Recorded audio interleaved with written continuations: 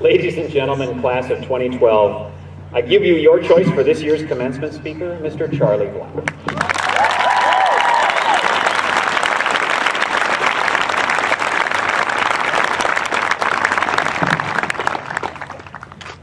Thank you, Mr. Lear, for your kind words of introduction. Thank you to all of you for your warm welcome. To the remarkable class of 2012, I am so very honored, I'm humbled, and I am delighted to have been chosen to address you today. This is actually the third time I've enjoyed this privilege. In 1989, I spoke to my son's graduating class, challenging them to have the courage to fail and urging them, in the words of Joseph Campbell, to follow their bliss. In 2007, on the occasion of my first attempt at retirement, I thanked the graduates, and by extension all of my students over the years, for the important life lessons that I had learned from them. I told them that although a career in education had not made me wealthy, they had made me truly rich. I could offer those same words to you today. However, particularly to those of you who have been my students, and in general to the entire class, I owe a debt of gratitude deeper and more personal. Last year, during the terrible time of my son's illness and his subsequent death, you loved me, you supported me, and you comforted me. Some of you wrote or spoke to me words of great compassion and wisdom. Some of you fed me. Some of you gave me care packages and tokens of various sorts. For others, it was a sympathetic greeting in the hall, or an expression of concern, or a simple, "I'm so sorry." Together with my family, friends, and colleagues, you provided me with a safe space in which I could grieve. You saved me from despair, and you helped me to keep hope alive in my heart. It was a collective mitzvah for which I shall ever be thankful.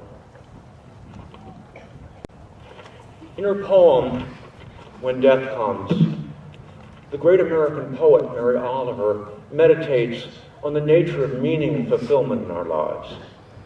After contemplating her own mortality, she tells us, "And therefore I look upon everything as a brotherhood and a sisterhood, and I look upon time as no more than an idea, and I consider eternity as another possibility. And I think of each life as a flower, as common as a field daisy, and as singular. And each name a comfortable music in the mouth, tending, as all music does, toward silence. And each body a lion of courage, and something precious to the earth. When it's over, I want to say, all my life, I was a bride married to amazement. I was a bridegroom taking the world in my arms. When it's over, I don't want to wonder if I've made of my life something particular and real. I don't want to find myself sighing and frightened or full of argument.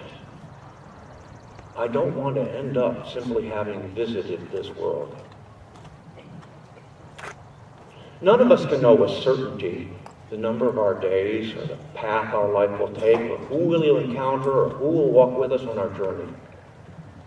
It is my fervent prayer that each of you learns to develop a mindful appreciation for the precious gift that is your life. That you will allow yourself to be amazed by its miraculous beauty. And that you will open your arms to embrace the possibilities of love, learning, and growth that it offers.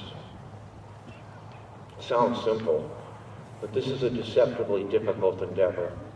Our lives are cluttered with distractions, and at times clouded by our own insecurities and fears, all of which remove us and separate us from the here and now.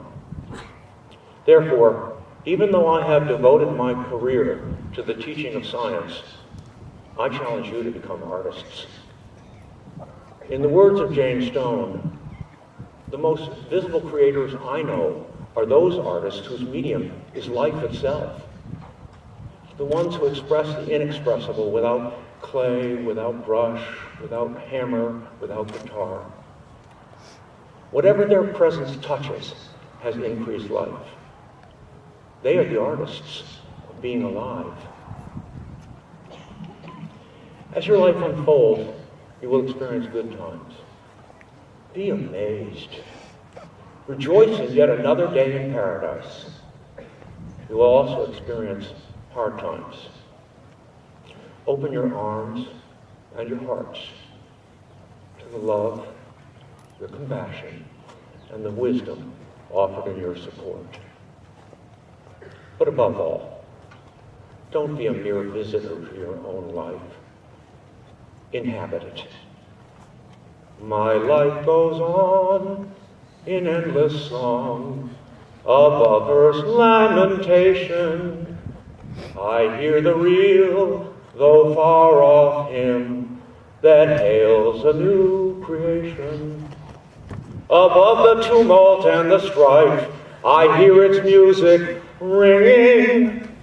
Since love is Lord of heaven and earth, how can I keep from singing? Thank you, and may God bless you and your